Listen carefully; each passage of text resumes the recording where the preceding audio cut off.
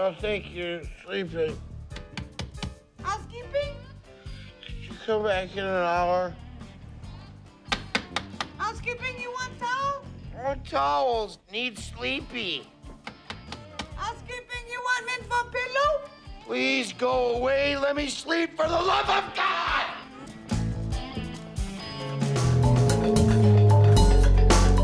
Great movie. Yeah. Gotta love Tommy Boy. It's like such a classic 90s, comedy. Yeah, just a great example of David Spade and Chris Farley. Yeah, and it was released prior to Black Sheep, if I'm correct. I think it was. It sounds right. Yeah, because they had done at least 3 movies together, I know of. And they were such a great comedy duo. Yeah. And they were really, really funny. Yeah, and I think even like, as their careers moved along, they had offices together. Like they were really good friends outside of just being, a good pairing on screen. Who happened to fight a lot, right? Didn't they get into a number of issues along the way? Yeah. Well, even in the course of the filming of this, apparently they like fought over Rob Lowe. Did you hear this? I thought I've heard something about that. Yeah, I guess Chris wasn't feeling well and went to bed early. So then David and Rob went out, and then the next day Chris found out that they went out, and he was like, David, why didn't you wake me up? Why didn't you invite me to go? And they like got into it. I guess Chris stomped on David's hand, and like they had to like end the day as far as any more shooting that they were gonna do. Like they really got into it. I mean, Rob Lowe is handsome and all, but geez, he must be very charismatic in person. Yeah. But I did see something about Rob Lowe for Tommy Boy. He's uncredited. He's not in the credits, and he did it, I think, as a favor. Yeah. I think coming off of Wayne's World, that's what it was. I think he and Lauren Michaels had talked about Rob wanting to do more comedy stuff, and then the early script, I think, was set that it was going to be Chris and Rob as brothers. And, okay. And then as they kind of unpacked the script a little bit more, they decided it would make more sense for them just to be friends in that development of the friendship instead of brothers. And then that's when they brought David in, and Rob ended up being the stepbrother. So nice. Which worked really well. Yeah. And he was also in Austin Powers, right? Wasn't Rob Lowe the younger? The younger number 2. Oh man! But I also heard that McConaughey was one of the actors who had come in for the role of the stepbrother Paul. Okay. And I think they were seriously considering him, with the original script where Rob was going to be the brother. Yeah. And then once they kind of changed up the direction of it a little bit, then McConaughey was out. So. Oh, yeah. And he was probably largely unknown at that time, right? Yeah, I don't think he had done much. I think there was maybe a couple credits to his name. Dazed but he wasn't and Confused? Yeah, probably. Which will deserve its own movie review one day. Of course. Yeah. Of course. So did you see Tommy Boy in the theater, or was this more of a catch it up on VHS later? I'd have to go and check my my old movie stubs, but I'm pretty sure that I saw it in the theater. Yeah. Oh, okay. Yeah. It definitely fit the kind of movie that I would have went and saw in the theater back then. Totally. Yeah.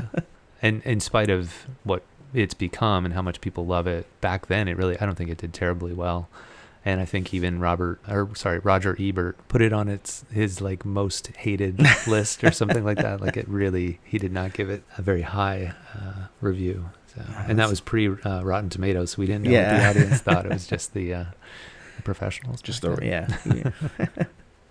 And there's a number of other actors in Tommy Boy, right? Sure, yeah. Number 10, Bo Derek. Yeah. Or A10, or I don't know. You know what I mean. Yeah. Brian Dennehy was the dad. Mm-hmm. Yeah. Big Tom. Tom, yeah. And Dan Aykroyd had a small part, too. He was the Zelensky. Yeah. He had the part stores all across the country. And but I heard he was kind of like he was an important part of the movie. Mm-hmm. But I think they shot all of his scenes in like 2 or 3 days. Like they just brought him in, he did what he needed to do, and he was out. And they got out. But I thought his accent was pretty good. Yeah. Any favorite scenes of the movie that you have? Well, I mean, there's the classic scenes. I mean, the fat guy in a little coat. So great. It's so good. But again, did you hear that was not the original plan for that scene? Have you heard this?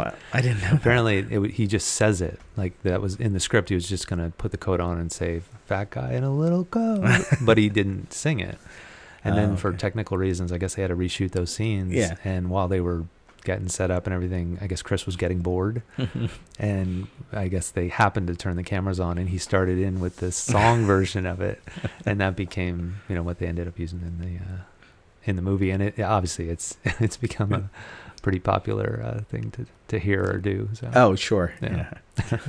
How about you? What are some of your favorites? Well, that is like probably the best one, but the one we had started the review off with is "For the Love of God." Yeah. How many times did you like yell that at somebody in your life since you saw that movie? Yeah. Just a great quotable scene, and I also do like the one where he backs up the car with the door on the cement post. And Yeah. Well, and in watching it, I've seen it a number of times, and I've always been kind of a car guy, so I will pay attention to the cars in the movies and things like that, and also, I guess in a weird way, I'll pay attention to whether or not, if there's something like damage to the car, is it consistent that later in the movie that those same dents and all that kind of stuff. So I thought it was kind of funny in this where he just like shoulders into it rugby style to kind of bend it back into position. There's all these dents in the doors. There's a crimp from where it bent backwards.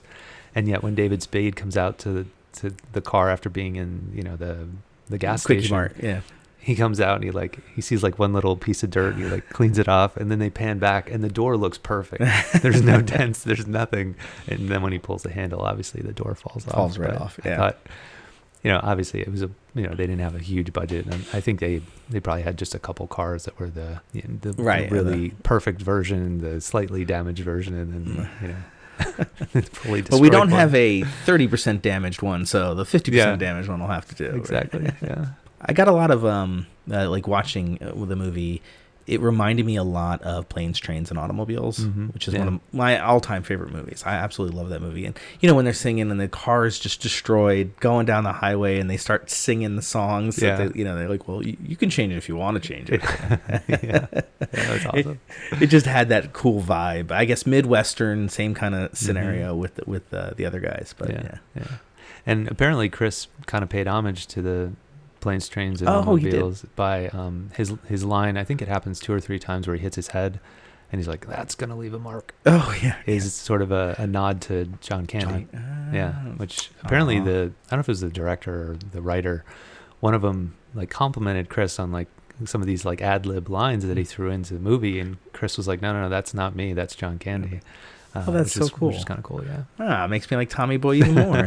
Yeah. And holy shnikes, that's another one of his little catchphrases in the movie. Is that from John Candy? No, I'm sorry. I just mean like one of the other lines that Chris, uses. Came up with. Yeah. And that one is Chris's, I guess as a kid, his parents, obviously parents don't want your kids swearing and stuff. So he came up with holy shnikes as a kid, and then obviously he uses it as Tommy Boy. So that's true. He does say that, and that people said that a lot at the time. That was a common phrase. Yeah.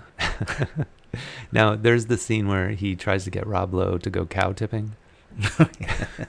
Did you, as a young man, ever go out in the fields and try to do any cow tipping? I definitely grew up in an area where that was possible. I heard it was kind of mean, and I heard it's not, it could kill the cow and things like that. Yeah. And so now I can't say that maybe peer pressure wouldn't have made me do it if I had been in that situation, but no, I never would have thought of doing that. Yeah. You? No, I mean, I know some people who did, but I never was out in a field taking a face full of mud or anything. So 3:00 in the morning, But overall, I mean, it's just one of those great classic 90s, movies. And if dads are looking for a way to bond with their kids, because there's a little bit of language. I'm trying to remember what it was rated. I don't think it was. It's probably PG-13. It is 13. Yeah, PG-13. If you're looking for a movie to sit your kid down and watch, this is a pretty good one. Yeah, that's good. One thing that I did find interesting, there's a couple things that people didn't know about the movie, and apparently the movie was originally supposed to be called Billy the Third, a Midwesterner. Which is it's a bad title. It's a really terrible title. And I guess one of the main reasons they changed it is that Billy Madison was coming out like in the same time frame, and they didn't want 2 movies with Billy in the title. And obviously, in my humble opinion, Tommy Boy is way better than Billy the Third, a Midwestern. Way better. Going along with all, we talked to all those SNL guys coming out with movies in the 90s. Adam Sandler's, ton of his movies came out. Yeah. And they like cross over with each other. Like I know Chris Farley was the bus driver in I think it was in Billy Madison that he was the Yep. bus driver. Yeah. And what was the one where he had the tip of his nose bitten off? Was that Wedding Singer, or was that a different one? I'm drawing I mean, I know, but offhand, I'm drawing a blank. He had the scar around the tip of his nose. Yeah. That's good. Which one would you say, Tommy Boy or Black Sheep? Which one do you like better? It's hard to say. I mean, I feel like Black Sheep I might have seen more back then. Really? Okay. And for whatever reason, there's certain parts of that as I was like talking to the kids about Tommy Boy, I realized I was crossing things over between the two. Yeah, yeah. And because there's just so many similar, like Chris's character does so many similar things. And, yeah. But there's some lines in Black Sheep that is fantastic. I haven't seen that one in a while, but yeah. The one that came up a lot when we were kids was college students, but the scene where the house gets knocked off its mooring and the refrigerator comes flying down across the entire room and pins him to the window or something. And he's like, "Are you okay?" He's like, "I'm fine, but there's a bowl of chocolate pudding in my pants." He's like, "Sorry, buddy, there wasn't any chocolate pudding in that refrigerator." Anyway, and we used to always make reference to that for some reason. That's a good one. Yeah, Tommy Boy was the most rewatched one. Where my circles. Yeah. Hey Tim. Hey Greg. How you doing? Pretty good. How about you? I'm all right. Well, we're going to do something a little different this time around. We're expanding our horizons and stretching into the 90s. That's right. Yeah, which is, for me, I remember the 90s a little bit more than I remember the 80s. Definitely. Yeah. Definitely, yeah. So we're going to start off in this 90s idea with March of 1995. That's right, 95. What was going on in March of 95, Tim? Well, me personally, I was fresh out of high school, so 95 was the beginning of college. Yeah. So some fun events, I'm sure, happened back in 95. Yeah. So, how about you? Anything memorable at the beginning of 95? this is like I was firmly entrenched in for college. Mm-hmm. So loving life. Yeah. How great is life when you're 20 years old in college? So, it was definitely a time in your life where you're not working. Yeah, I mean, you are, but not like really working. And the only thing in life is your classes and summer job and girlfriends. And so you're so ingrained with the culture, I think, at that time, because you have nothing else to do. Yeah. So like when I was looking at some of this stuff here, I'm like, oh, I remember that. Because what else were we doing, right? Yeah. Yeah. And we didn't have so many options either to like pull us in like a million different directions. Like you kind of, if you knew what was going on, you knew what was going on because everybody was kind of in the same stream, if you will. We didn't have a different feed taking us in different directions. So I certainly wasn't like, on my phone watching like the best TV shows from another decade because it was available. Like this is all we had, Definitely, so you were living in the moment. Well, and speaking of moments, let's look at some of the events that happened back in March of 95. All right, let's do it. All right. So I thought this was kind of cool. On March 9th, baseball awarded a franchise to Tampa Bay, calling them the Devil Rays. Yeah. The best, worst name ever in sports, in my humble opinion. The Devil Rays. It doesn't make sense, but it's still kind of cool. Yeah. Mm-hmm. And they, of course, changed that about 12 years later. Yeah, to just be the Rays. Yeah. Mm-hmm. So there was also the baseball strike. Oh, sure. That occurred in 95. Were you bothered by that?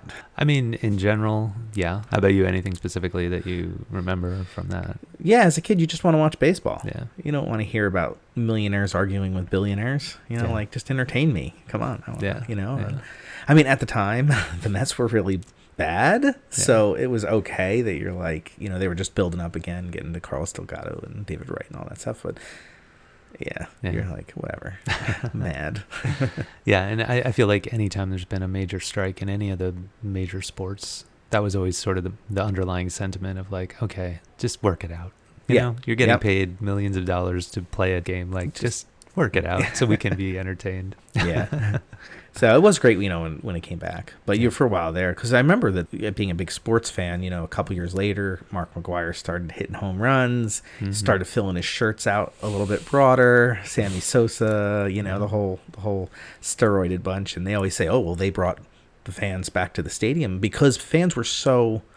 This was like a big strike, so fans were really disheartened and disillusioned with baseball in '94 to '95, and so it really took those home run hitters to bring us back. I always found it interesting that with Barry Bonds in that same sort of ballpark, for lack of a better description, but that his head size increased. Like one thing if your biceps get bigger, your chest gets bigger, but your head gets bigger. It's a little crazy. I mean, looking back, how did nobody say anything? Nobody said anything. It was just like, oh yeah, they're whatever. Like everybody turned a blind eye and just let it happen. And then I was like, well, Yeah. I mean, and it's unfortunate because it's a bit of a black eye on the history of baseball. Absolutely. And even from like their history, so many guys are, they should be in the Hall of Fame had they just played the game. By stepping into that arena. And I don't know what it was like to be in those locker rooms if everybody was doing peer pressure. Yeah. You want to just keep up, and the only way you can is, but all that to be said, still unfortunate. Anyway, we're getting off topic. We're getting I thought this was pretty interesting. I didn't, on March 20th of 95, the Beatles released a single, which is a cover of the Shirelles' Baby It's You, which I had no idea that they were, I guess they were unearthing them and finding them and say, let's just, release this as a single because it was never before. But the idea that the Beatles had a single out is just strange. Yeah, totally. Also on March 21st, I should have let you do this since it's in New Jersey, but the New Jersey officially dedicates the Howard Stern rest area along Route 295. You wouldn't stop talking about that for years. And it is since closed. Yeah. I wanted to look that up. But, he had his little moment next to his Blockbuster award. Yeah. And finally, on March 25th, a big fan, myself, of boxer Mike Tyson was released from prison after serving 3 years. So I do have a story. I don't know if I've ever told you. My mom met Mike Tyson. No. Oh, this is a pretty good story, actually. I'll make it quick. So, all the boxing and stuff used to happen in like Atlantic City and all of that. And so, of course, my grandmother would like to go and play the slots for $10 for like an afternoon. So she went with my mom and my aunt, and they came out of the casino. And my grandmother goes, "There's Mike Tyson." And it was Mike Tyson and like huge security guards and like this beautiful woman. And so she runs off, my grandmother, and my mom's like, wait, come back. And so she followed, and they followed him into a jewelry store. And they it was Mike Tyson, his entourage, my mom and my grandmother and my aunt, and then they closed the door behind them and locked it. And he was the nicest guy. Yeah. My grandmother talked to him for like 15 minutes. He was awesome. Sweet as can be. I have his autograph. That's so cool. So and that was like a long, way before, this. Sure, and so I was always a big Mike Tyson fan. Yeah, that's so cool. And kudos to your grandmother for, just not missing the opportunity that she saw it, and she's like, I'm going to go talk to Mike Tyson, and just off she went. That's great. And being, a person who grew up in Brooklyn, boxing was pretty big and Italian. And so, she knew that he had an Italian trainer. And so she talked to him about that.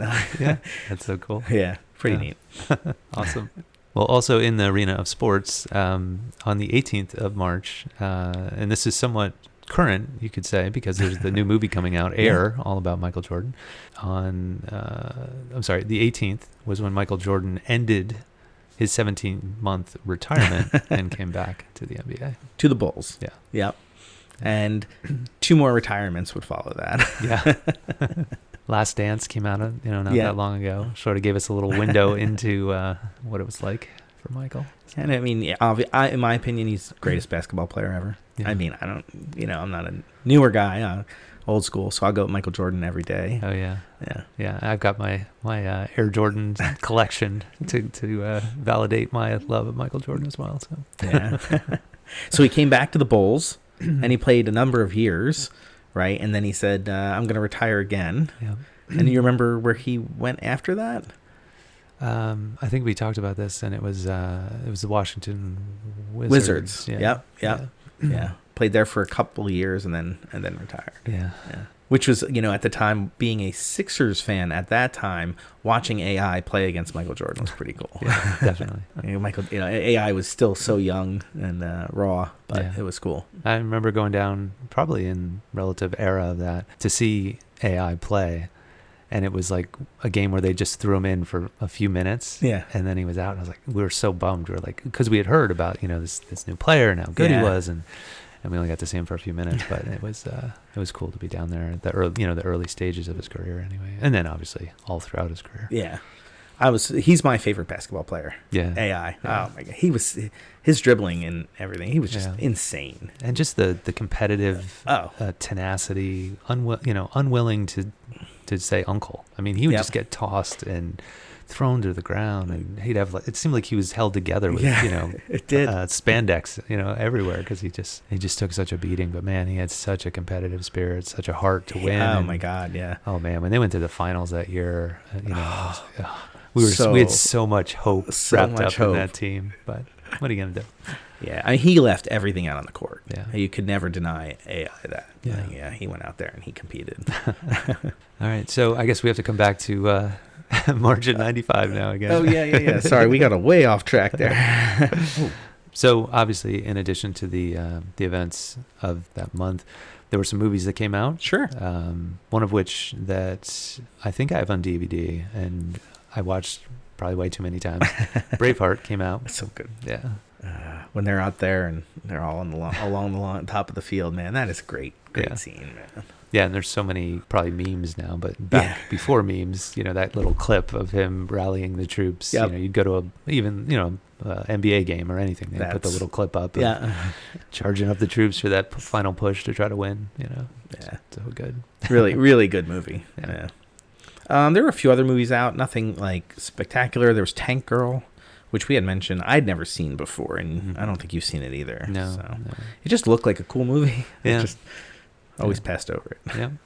Yeah. Outbreak, pretty scary movie. A little too close to home nowadays. Yeah.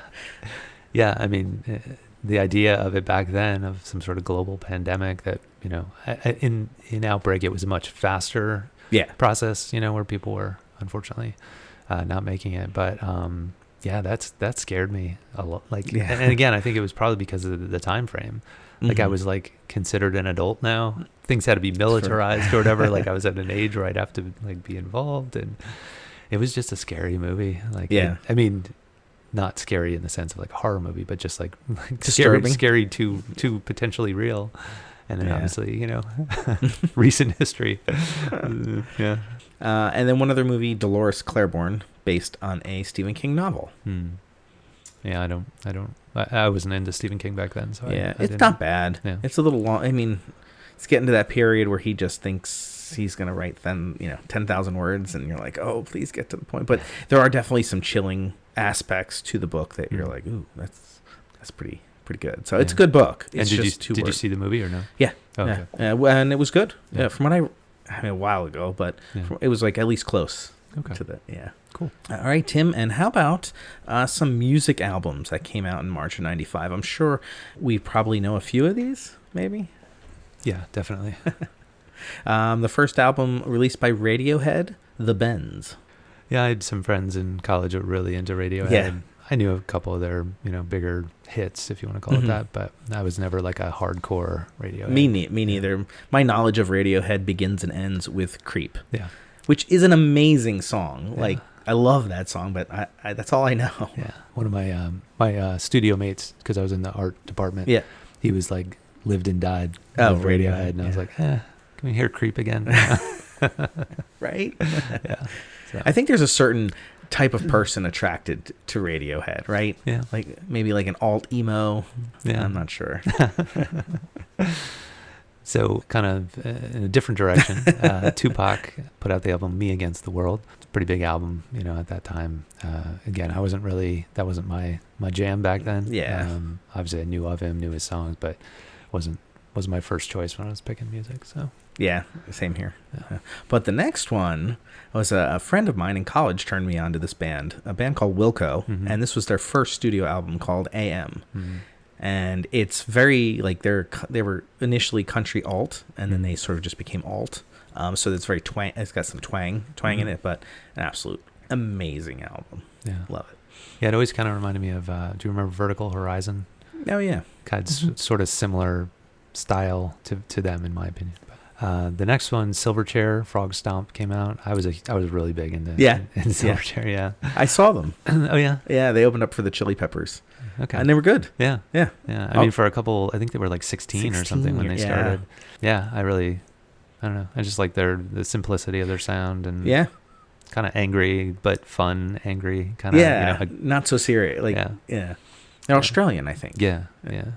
And a bunch of years ago, I was curious because I had obviously gotten this album, and then I got their follow-up album. And then after that, I just sort of lost interest and hadn't paid attention for the better part of probably 15 or 20 years. So I did a little, what happened to Silverchair kind of thing.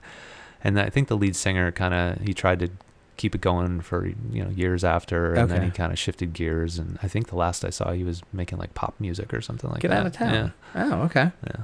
But not touring with Silverchair. So. The next one, another talk about emo, right? How about Moby with Everything Is Wrong? Mm-hmm. Not my cup of tea. Yeah. I never really got into Moby. The Cardigans put out an album called Life. I remember, but I was not terribly into them. No, but this next one, I wasn't a big fan of the band, but they had some fun songs. Presidents of the United States. Yeah. Self-titled album. Lump. She's lump. Yeah. Peaches. Oh man, that song drove me nuts. Yeah. I would sing that song all the time. And actually, I haven't won a lot of stuff off of the radio in my life, but that was I won the album off the radio. Oh, did you really? Yeah. I still have it. Let's see. So, Collective Soul, I listened to them a fair amount. Yeah, that was their self-titled album, which is, I love Collective Soul. Yeah, it's good. How about this one I'm not a big fan of, but Monster Magnet Dopes to Infinity. Yeah, I mean, I remember listening to them, but it wasn't like, it was just another band. It wasn't anything that was, I went and saw them in concert or anything like that. Mudhoney put out My Brother the Cow. I mean, I was fans of music from that, that region of Seattle. Yeah. But Mudhoney wasn't one that I was as into as some of the others, like Nirvana and Pearl Jam, Soundgarden. Screaming Trees. This next album, actually, I remember being very disappointed by this album. It was Matthew Sweet, 100% Fun. And I mean, do you remember Girlfriend? Mm-hmm. And he had that other song off that album that were just awesome. Like the guitar work, it was just awesome. And then 100% Fun came out, and like there was one good song on it, but I thought he was going to be like the next big guitarist, but I was kind of disappointed. Sorry, Matthew. But if you want to come on our show, we'd love to talk to you. And then Juliana Hatfield, Only Everything. I'll be honest, I went and I played a few of her songs, and I was thinking there's got to be one that's going to stand out that I heard, because it just seemed like something I would have heard or someone I knew would have played, but there wasn't a single song that you knew that I had any sort of recognition of it, so I must have missed that. Hey, Greg. Hey, Tim. So we talked about some of the albums in March of '95. Let's hit that top 10. Absolutely. Yeah. Right. And we're going to preface this by saying we usually say the 90s music was the best ever. So we apologize. Anyway. Well, also, what was mainstream and what everyone was listening to doesn't necessarily mean that was the best. Exactly. Right. So our top 10, according to the Billboard, as of March 4th, 1995, coming in at number 10 was Always by Bon Jovi. All right. On to number 9. Number 9 was a pretty good song, Sheryl Crow's Strong Enough. Yep. Yeah. Tuesday Night Music Club or something like that. That album was really good. Yeah, really a strong album. Yeah. I saw her in concert. Oh, nice. Yeah, she was good. Cool. The only reason I went was because Wilco was opening for her. Coming in at number 8 is Brownstone with If You Love Me. I have no recollection of that. Nothing at all. So moving on, number 7, You Gotta Be by Desiree. Pretty good song, actually. Got to give it some props. You know, uplifting and, pretty good. Yeah. Coming in at number 6 is Real McCoy with that awesome dance song, Another Night. I don't know. I think we need to put on our suits that are purple and blue and maybe hit the clubs with a little Night at the Roxbury. Exactly. After that, Brandy put out Baby. I think that was probably one of her earlier songs. Okay. I don't have great memories of it. How about you? Okay. She was Moesha, though, right? Yeah. The TV Yeah. show. Okay. Mhm. Yeah. And then a little Candy Rain by a band called Soul for Real. On to number 3. No, I don't know. I don't remember it. Coming in at number 3 was Boyz II Men with On Bended Knee. Philadelphia, Boys Yeah. to Men, Yeah. definitely. Yeah, very Good cool. song. Yeah. And I think this is one of your favorites, TLC with Creep. It's a guilty pleasure. I have the CD still. I still like the song. What can I say? Hey. TLC. They do it for you. It was Left Eye, right? That's right. And then coming in at number 1 was Madonna's Take a Bow. She's still getting the big hits. Yeah. I wasn't listening to it, but Yep. So there it is, your top 10 from March of 1995. very cool. Hey, Craig. Hey, Tim. So we're back again with the boys.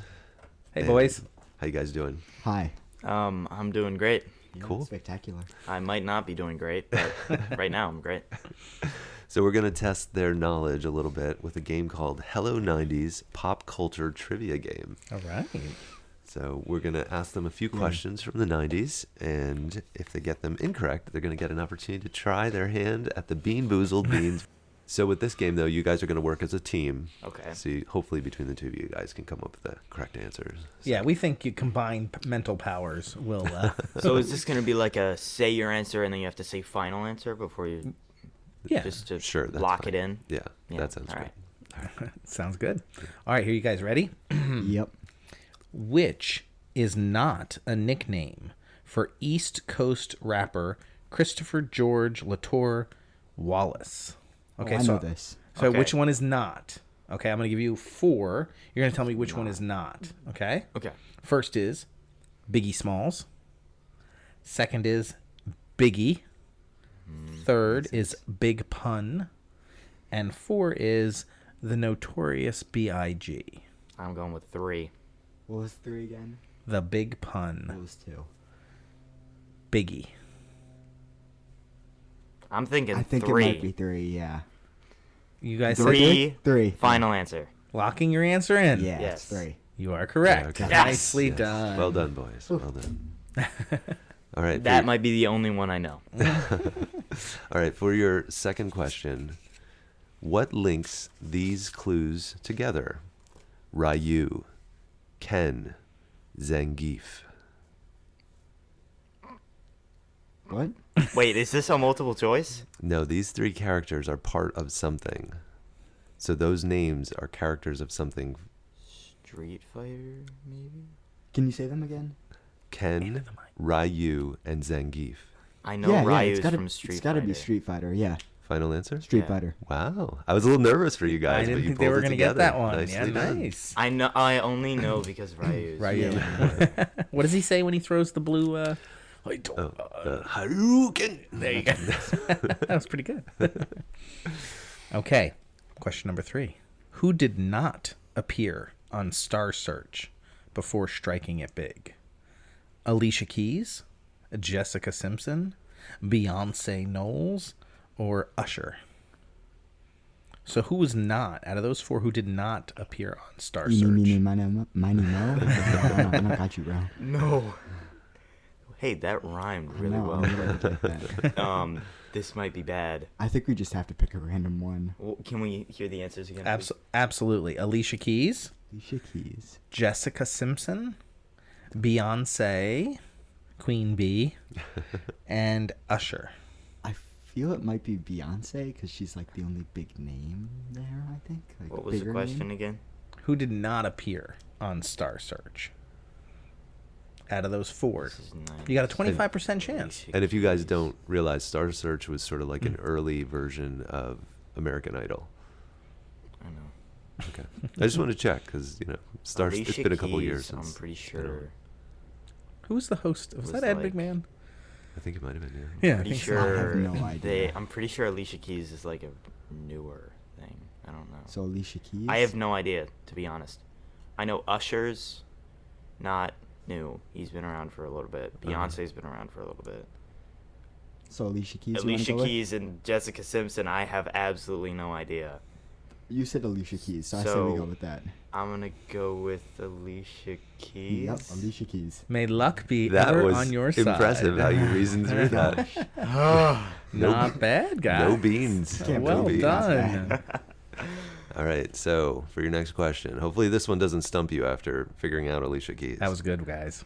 What colors are the 5 Power Rangers? Okay, There's there's pink. red. There's definitely pink. There's There's definitely blue. red. There's green. Green was the bad one, though. No, hold on. Green was the bad one, I thought. Are you thinking of Ninjago? Oh my God, not Ninjago. There's way more colors in Ninjago. Yeah, there's like Ninjago because they got black. Are we white. counting like We're the not gonna bad count guy? those. In This is just Power the Rangers? 5. The 5 mains. So there's So I pink. I don't- know there's pink. There's, pink, definitely, there's definitely red and blue. and blue.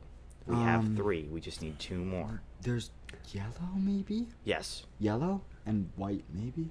Or is white No, the new no, one? I white, think not- white was the not new white. one. Tim, do you know the answer to this question?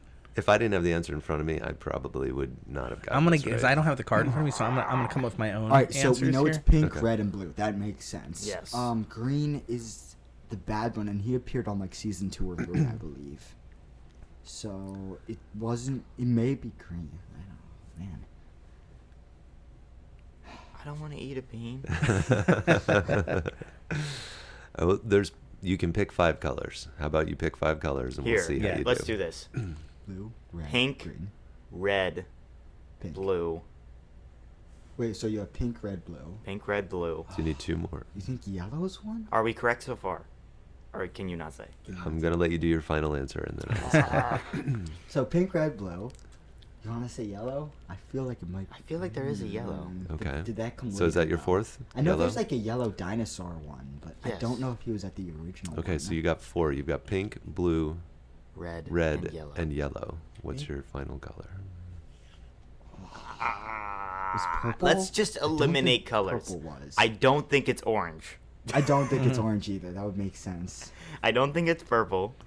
Yeah, I don't think. Cue up it's- the Jeopardy music. I Tim. know, I right? don't think it's purple either. We're not gonna go through all the colors, just the ones that would make Do, sense. do, do. Green, I And feel green like is the bad guy. I know that, but I don't know if green was in season 1. Ah, man. wait. He's Dad, looking up at Really? Voltron. Really? Dad, I'm trying to throw him off by making him look at Voltron. wait, Dad, are you trying to throw us off, or are you trying to point us in the right direction? See, that's the problem. You don't know. Ah, I don't trust you. It is funny when you eat a bean. Yeah. So we got yellow, blue, red, and pink. I think we're gonna press the blockbuster button and Yeah. count You it gotta. down. You gotta. Okay, in okay. 5 Okay, seconds. You have to okay, give us our. What's your final? Just pick a color, Jack. Green. Great. Final answer? Final. Wait, don't tell me. I was gonna say. Hold Okay. on. I was gonna say yellow, Okay. pink, blue, black. Oh, it was black. It was black. Who am I missing? Pink, blue. Oh, and red. Yes. It was black. I It was knew it black. wasn't green. No green. Oh. You were. No right? green. No green. I was trying to give you the hint of black because black. You had not said the word black at all in all of your theorizing. So I knew Do it we wasn't really have to green. eat beans? Yeah, right. I Do mean, you you're guys know what contractually season The obligated. green one came in. It was like season 2 or 3, right? I don't have the history of the game. I just have those I questions. think he was the bad guy, right? I didn't watch Power Rangers. That was Yeah, after. And there was a movie that came out within the last couple Oh, of years. there you go. Why did you take? All right. Well, wait. Let's tell the audience. Okay. Ew, what is Let's, this? let's So- wait, This tell your looks colors. Disgusting. Will has rotten egg or Booger. I've had Jack, booger. Please switch. Please. No, please. I already had rotten egg. It could be good though. It What's doesn't the have to- opposite of rotten egg? Rotten egg or buttered popcorn. Oh, I don't want either. I don't want either. Oh man. All right, I'm spitting this out no matter Well, what. Okay.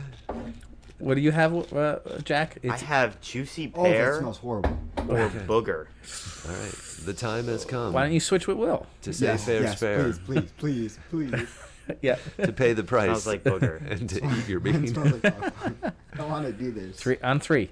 I mean, I won. I mean, three. I mean, go. Go. 3, 2, 1, go. This is like the slowest jelly bean eating. William contest looks ever. okay. Jack. Scott got there. Oh. Yeah. There Wait, it is. was- He spit it out. There it is. Which? At that point, like, it's the first taste. Like, Here, you need your it's the chaser. first taste, you know. Did you get the buttered popcorn, Will, or was that was the rotten egg?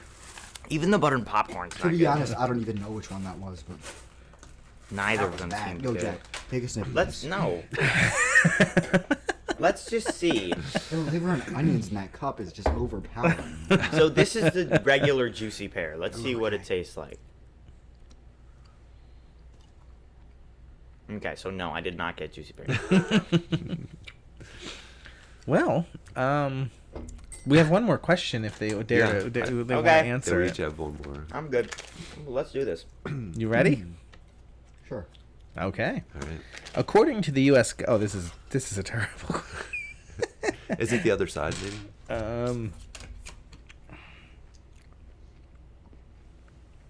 Maybe we might can try this one. If you don't like this one, I'll flip it over and get. Okay. The other one is just going to be a 25% chance Yeah. of what you get. What product advertised its consumption with the simple slogan "Got"? Milk. Final answer. Yeah. Yeah. You just got milk, right? Got milk. Yeah. Locking it in. Yeah. Yeah. All Nicely right. done. Well done. I know that from. Actually, I'm not gonna say that. Okay. Never mind. I don't want to know. All right. No, So Jack, you do not this is wanna your know. last one. Here we go. Multiple choice. Who is Calvin Broadus Jr., more commonly known as? I'll give you a slight hint Come on. in that we've already had one question involving a Biggie Smalls. So it's in that same world. Biggie large. Calvin Broadus Jr. Do you know who that is? I have no idea. Flip the card over. All right. So I'm going to give you your multiple choice now. You ready? Yes. Eazy-E, Dr. Dre, Jay-Z, or Snoop Dogg. Which of those four is Calvin Broadus Jr.? No Googling. No asking Siri. I don't want to get this wrong, Jack. All right. I'm gonna be honest. Give him a with you. timer. Do you want the timer? They need the No, I timer. don't. Do you need to hear the answers Nah, again? whatever. Let's do Easy E. All right, sure. Final Easy E. answer? Yeah. Sure. That's awesome because we're going to end the game with one more bean. Woo! That Who is was Snoop Dogg. Oh, I know. Oh, really? I thought it was Jay-Z. Yeah. Out of there. I'm not up to date Makes on my one rappers, out of Tim. Give it to me. Don't really, keep up with that. But Yeah. Go ahead, Jack. uh-oh. You drew that. You get it. Is that birthday cake or... Oh, Band-Aid. No. It's... Oh. Sorry. Gabe, don't eat that. Where'd it go, Tim? I got it. Bean down. Bean down.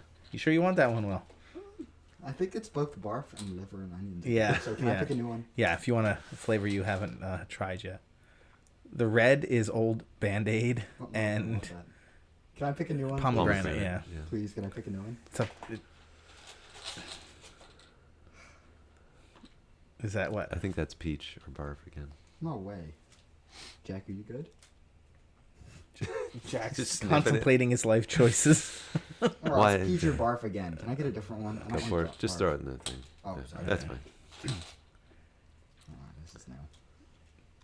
Is it green? Dirty dishwater or birthday cake? That's not. Oh, there you go. I'm good with that. I think that's what Jack got too. Is that what you got, Jack? Dirty dishwater or birthday cake. What did Jack get?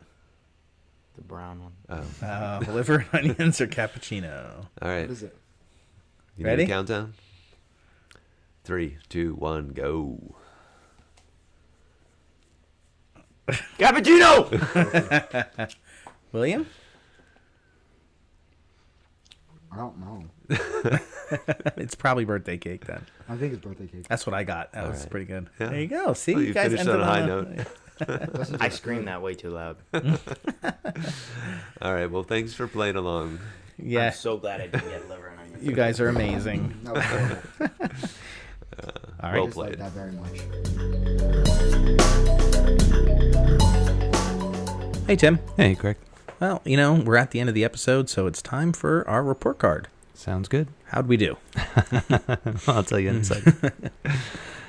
So the first thing that I wanted to correct is that in our Matrix episode, In the intro, I made a mistake and said Matrix Revolutions, when in fact the movie was Matrix Resurrections. So just want to correct that mistake from a couple of episodes ago. I heard that's why Keanu wasn't going to come on the show.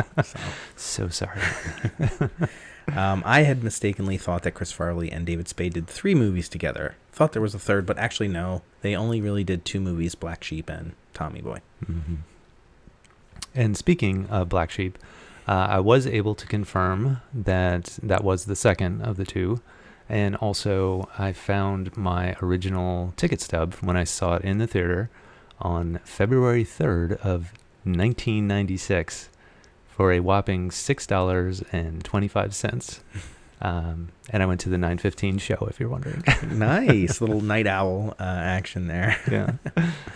I had mentioned the 1995 Mets being really bad, which they were, but they were building towards the future with Carlos Delgado and David Wright, but I was way too early. That wasn't until a decade later. The Mets became relevant again with Mike Piazza in 1998. Okay. I had mentioned that Matthew McConaughey was considered for the role of Paul, the stepbrother, in Tommy Boy. And we kind of thought that he wasn't in too many movies prior to that. And it was only 4 movies that he had been in. Dazed and Confused, as we had mentioned. My Boyfriend's Back, Angels in the Outfield, and Boys on the Side. Of course, Boys on the Side. How did I forget that one? We talked about Allen Iverson, and I just wanted to mention one of my favorite quotes by him. We talking about practice, man? Just love that quote. Yeah. Well, in mentioning Iverson, I did go back through my old ticket stubs, and I found that I had gone to a game, as I had mentioned, around that time, and it was in 96, which is his rookie year, and it was on November 29th of 96. They played the Orlando Magic. Nice. And I was in seat 5, row 15 of section 120, if you're curious.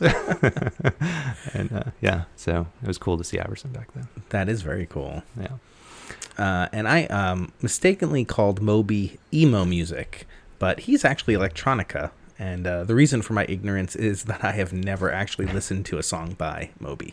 So I apologize. And lastly, you had mentioned Chris Farley having his nose bitten off in one of his roles, yes. And that was actually in the movie Dirty Work, which I know we've mentioned Dirty Work before, not The Wedding Singer. So. Oh, okay.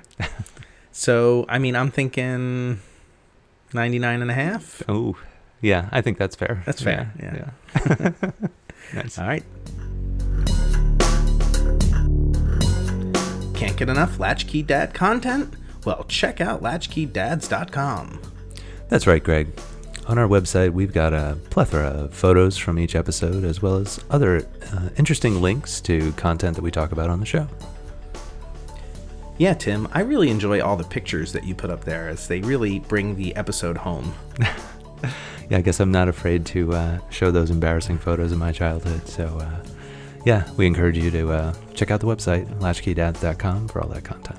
Excellent. And if you have a moment, check out our shop page where we've got really cool keychains for sale. If you don't know what to get your dad for Christmas, the holidays, Father's Day, birthday, check it out. It's a cool gift. Tim, did you know that listeners should like, review, and subscribe to the Latch-Key Dads podcast? No. But now I know. Knowing is half the battle.